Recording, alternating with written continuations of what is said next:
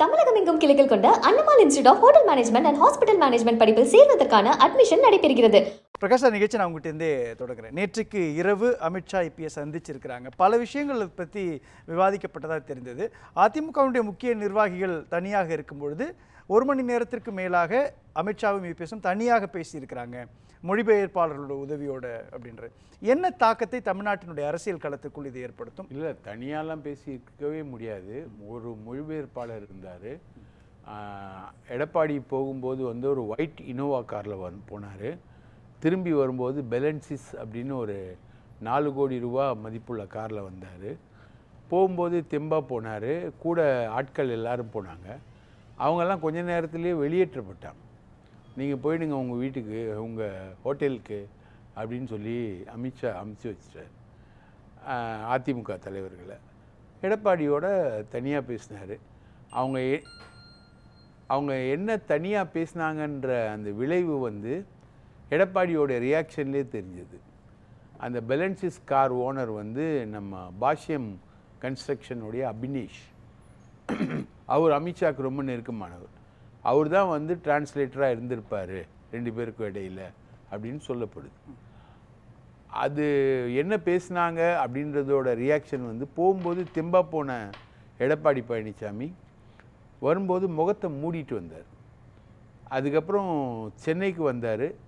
சென்னை ஏர்போர்ட்லேயும் வந்து டெல்லி ஏர்போர்ட்லேயும் ப்ரெஸ்ஸை மீட் பண்ணல, சென்னை ஏர்போர்ட்லேயும் ப்ரெஸ்ஸை மீட் பண்ணல. நேரடியாக சேலத்துக்கு போயிட்டார். அவர் சென்னை ஏர்போர்ட்லேருந்து வெளியவே வரல, அப்படியே நேரடியாக சேலத்துக்கு போயிட்டார். So something fishy, something hard has happened. அவங்க 2 பேருடைய பேச்சுவார்த்தையில் சந்தேகப்படக்கூடிய பல விஷயங்கள். என்ன சந்தேகப்படுற? ஏன்னா இன்றைக்கு வந்திருக்கக்கூடிய விளக்கம் என்பது பசும்பொன் முத்துராமலிங்க தேவருக்கு பாரத ரத்னா விருது வழங்குவது தொடர்பான ஒரு ஆலோசனைக்கு தான் நாங்கள் போயிருந்தோம் அப்படின்னு தான் சொல்கிறாங்க. அதை தாண்டி சொல்ல முடியாத அல்லது விவாதிக்க முடியாத விஷயங்கள் என்ன நடந்திருக்கும்ன்றீங்க? 2 பேரும் கூட்டணி கட்சிங்க, 2 பேரும் அரசியல் கட்சி, ரைட்டுங்களா? 2 பேரும் வந்து ஏதோ விஞ்ஞானிகள் இல்லை. அந்த நியூட்ரான் ப்ராடக்ட்டு, எலக்ட்ரான் ப்ராடக்ட்டு, ஏதாவது ஒன்று பற்றி அதை பற்றி சயின்டிஃபிக்காக விவாதிக்கிறதுக்கு 2 பேரும் அரசியல்வாதிகள், 2 பேரும் அரசியல் கட்சி தலைவர்கள், 2 பேரும் கூட்டணியில் இருக்காங்க. அந்த கூட்டணி வந்து 2026 தேர்தலை சந்திக்க போகுது. அப்போ அந்த கூட்டணிக்குள்ளே இருக்கக்கூடிய பிரச்சனைகள் என்ன, அந்த பிரச்சனைகளுக்கான தீர்வு என்ன, இதுதான் வந்து 2 பேருடைய விவாதமாகவும் இருப்பதற்கான வாய்ப்பு இருக்குது. ஏற்கனவே இவர் வந்து அமித்ஷாவை சந்திச்சுட்டு வரும்பொழுது கோதாவரி காவேரி இணைப்பு திட்டத்தை பற்றி பேசணுன்னாங்க. ஆனால் அந்த திட்டம் இது வரைக்கும் டேக் ஆஃபே ஆகலை. கோதாவரி காவேரி இணைப்பு திட்டம் வந்து டேக் ஆஃபே ஆகலை. ஸோ இந்த மாதிரி இப்போ வந்து பசும்பொன் முத்துராமலிங்க தேவருக்கு ஏதாவது சிறப்பு செய்கிறது சம்மந்தமாக இவங்க 2 பேரும் பேசியிருப்பாங்க. பேசலைன்னா நான் சொல்ல, பேசியிருப்பாங்க. அது வந்து ஒரு 10,000ல் ஒன்றா இருக்கும். 10,000 விஷயங்கள் வந்து இவங்க கூட்டணி சம்மந்தமாக பேசியிருப்பாங்க. கூட்டணி சம்மந்தமாக நெருடலாக இருக்கிறது அண்ணாமலையுடைய செயல்பாடுகள். அவர் வந்து பாஜக கூட்டத்துக்கும் வரல, அங்கே டெல்லியில் கூட்டத்துக்கும் அவர் போகலை. டெல்லிக்கு போல பாஜக கூட்டத்துக்கு நேற்று போயிருக்கிறார். நேற்றுக்கு போனார், செகண்ட் ஹாஃப் தான் போகிறாரு. அதுவும் பிஎல் சந்தோஷ் போய் வீட்டில் உட்காந்து பேசி டிஃபன் சாப்பிட்டு நீ வரணும் அப்படின்னு சொன்னப்புறம் தான் அவர் வர்றார். அது வரைக்கும் அவர் போகல. 2 நாளைக்கு முன்னாடியே காய்ச்சல் அப்படின்னு அறிவிச்சிட்டாரு. 2 நாள் காய்ச்சலில் படுத்திருந்த ஆள் மாதிரியே தெரியல நேற்று வந்து அண்ணாமலை, ரைட்டா? அது அவர் வேறு அண்ணாமலையாக இருந்தார். பவர் பாயிண்ட் ப்ரெசன்டேஷன் எல்லாமே வந்து அந்த சிந்தன் பைட்டக்கில் கொடுத்துருந்தார். ஸோ அண்ணாமலையுடைய செயல்பாடுகள் சம்மந்தமாக எல்லாருக்குமே வந்து ஒரு டிஃப்ரெண்ட்டான ஒப்பீனியன் என்பது நயினார் நாகேந்திரன் தொடங்கி எடப்பாடி வரைக்கும் இருக்குது. அது ஒரு விஷயம். இப்போ இதில் ஒவ்வொரு புள்ளியாக எடுத்துட்டா கூட நீங்கள் ஓப்பன் பண்ண மாதிரி அண்ணாமலை வெர்சஸ் இபிஎஸ் அப்படின்ற ஒரு களம் இருக்குது. ஆனால் இப்போ அண்ணாமலையினுடைய நடவடிக்கைகளில் பல மாற்றங்கள் உருவாகி இருக்குது இல்லையா? அப்போ இது எல்லாமே 2026 சட்டமன்ற தேர்தலில் அதிமுக பாஜக கூட்டணி வெற்றி பெறணும் அப்படின்றதுக்காக ஏறக்குறைய அதிமுகவில் இருக்கக்கூடிய அந்த கிளர்ச்சி அல்லது அந்த அதிருப்தி இது எல்லாம் கூட இதில் சரி செய்யப்பட்டிருக்கு. கண்டிப்பாக அதிமுகவில் வந்து இன்னைக்கு இவர் சொல்கிறாரு முகமூடி பழனிசாமி ஆயிட்டாரு அப்படின்னு டிடிவி தினகரன் சொல்கிறாரு. பழனிசாமி முதல்வர் கேண்டிடேட்டுன்னு இருக்கும்போது நாங்கள் வந்து என்டிஏ கூட்டணிக்குள்ளே இல்லை அப்படின்னு அவர் அனௌன்ஸ் பண்ணுறாரு. அதே மாதிரி ஓபிஎஸும் வந்து நான் வந்து என்டிஏ கூட்டணியில் இல்லை அப்படின்றத அவர் அனௌன்ஸ் பண்ணுறாரு. டாக்டர் கிருஷ்ணசாமி பலர் வந்து இதில் வந்து ஒரு டிஃப்ரென்ஸ் ஆஃப் ஒப்பீனியனோடு தான் அவங்க இருக்கிறாங்க. பழைய அதிமுக கூட்டணி 2021 இருந்த அதிமுக பாஜக கூட்டணி என்பது இப்போ இல்லை. 2021 இருந்த அதிமுகவும் இல்லை. அப்போ ஓபிஎஸ் ஒருங்கிணைப்பாளர், அதிமுகவும் இல்லை. 75 தொகுதிகளில் ஜெயிச்சு கிட்டத்தட்ட ஒரு 25 தொகுதிகளில் டிடிவி தினகரனால் தோற்கடிக்கப்பட்ட அதிமுகவாகவும் இப்போ இல்லை. கிட்டத்தட்ட ஆட்சிக்கு வர வேண்டிய அதிமுக அது. இப்போ ஆட்சிக்கு வர வேண்டிய அதிமுகவாக இருக்குதா இது? இல்லை இல்லை, அன்னைக்கு ஆட்சிக்கு வர வேண்டிய அதிமுகன்றது டிடிவி தினகரனோட ஒரு எரரால் தோக்கப்பட்டது. நான் கேட்குறது என்னன்னா, அப்போது டிடிவி தினகரன் ஒரு பெரிய செக் ஃபேக்டரா தென் மாவட்டங்களில் இருந்தார். இப்போ அப்படிப்பட்ட ஒரு நிலையில் இருக்கிறாரா? இப்போ சொல்ல முடியாது. பிஜேபி வந்து ஒரு 18% வாக்குகள் வந்து வாங்கியிருக்கு. அதிமுக வந்து 19.5% வாக்குகள் வாங்கியிருக்கு. இந்த 19.5 20 + 18.5 சேர்த்தா 38.5 வாக்குகள் வந்து அதிமுக பாஜக கூட்டணிக்கு வரணும். ஆனால் அந்த அத்தனை வாக்குகளும் டிரான்ஸ்ஃபர் ஆகுமா அப்படின்றது தெரியல. அதில் இருக்கக்கூடிய நெருடல்கள் சம்மந்தமாக பேசிச்சு. இப்போது டெல்லிக்கு போகிறதுக்கு முன்னாடி வந்து அண்ணாவுடைய நினைவு நாளில் வந்து எடப்பாடி வந்து கொஞ்சம் வீராவேசமாக பேசினார். எங்கள் கட்சியோடைய தலைமையகத்தை அடித்து உடைச்சாங்க, 18 எம்எல்ஏக்களை கடத்தி எடுத்துகிட்டு போனாங்க, இவங்களெல்லாம் வந்து நாங்கள் சேர்க்கணுமா அப்படின்றத ஒரு வீராவேசத்தை வந்து அவர் வந்து முழங்கிட்டு போனார். வேற அதுக்கு முன்னாடி ஓபிஎஸோட அதிமுகவில் ஓபிஎஸ்ஸை இணைப்பதற்கான எல்லா வேலைகளையும் பார்த்தவர் வந்து எடப்பாடி பழனிசாமி தான். அந்த பேச்சுவார்த்தைகள் நடந்ததாக செய்திகள் பல வட்டாரங்கள்லேருந்து வந்துக்கிட்டு இருந்தது. ஓபிஎஸ் கூட எனக்கு எந்த பிரச்சனையும் இல்லை, நான் சேருவதற்கு எந்த நிபந்தனையும் இல்லைன்ற மாதிரி ஓபிஎஸ் தெரிவிச்சிருந்தார். ஆனால் திடீர்னு பஸ்ட் ஆகி எடப்பாடி பழனிசாமி வந்து தன்மானம்தான் முக்கியம் அரசியலில் அப்படின்ற மாதிரி சொல்லிட்டு போனார். சொல்லிட்டு அவர் நேராக போன இடம் வந்து டெல்லி. இல்லை, எனக்கு கேட்க வேண்டிய கேள்வி என்ன, நீங்கள் சொல்கிறது என்னால் புரிஞ்சிக்க முடியும். தன்மானம் தான் முக்கியம்னு அவர் யாரை பார்த்து சொல்கிறாருன்னா, சசிகலா, டிடிவி தினகரன், ஓபிஎஸ், செங்கோட்டையன், இந்த அணிகள், இவங்களை வந்து நாங்கள் கண்டுபிடிச்சிட்டோம், இனங்காண்டுட்டோம் அப்படின்ற. இப்போ யதார்த்தமான சூழல் என்ன அப்படின்னு பார்க்குறப்போ, செங்கோட்டையன், டிடிவி தினகரன், ஓபிஎஸ், இந்த ஃபேக்டர்லாம் ஒரு கன்னி வெடி மாதிரி இருக்குதா அதிமுகவினுடைய உட்கட்சிக்குள்ள? ஏன்னா அண்ணாமலையினுடைய சிம்டம்ஸ் இபிஎஸ்னுடைய ஆதரவு நிலைப்பாட்டாக மாறிடுச்சு.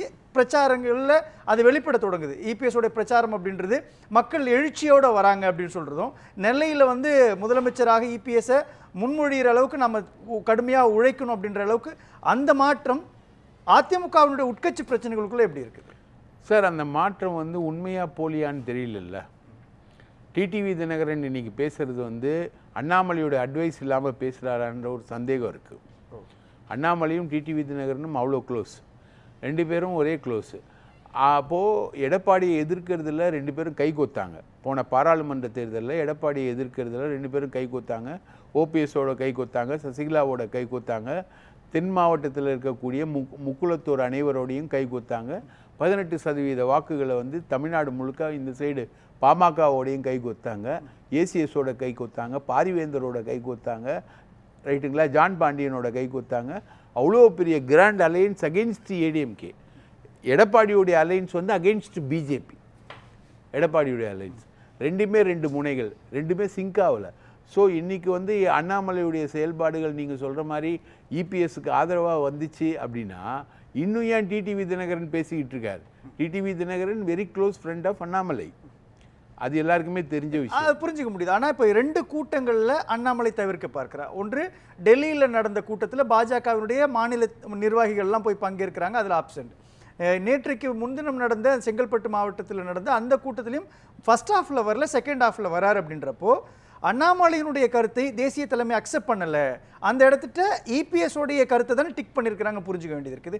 அண்ணாமலையுடைய கருத்தை வந்து தேசிய தலைமை அக்செப்ட் பண்ணலை அப்படின்றதுனால தான் அவர் மாநில தலைவர் பதவியிலிருந்து நீக்கப்பட்டார்.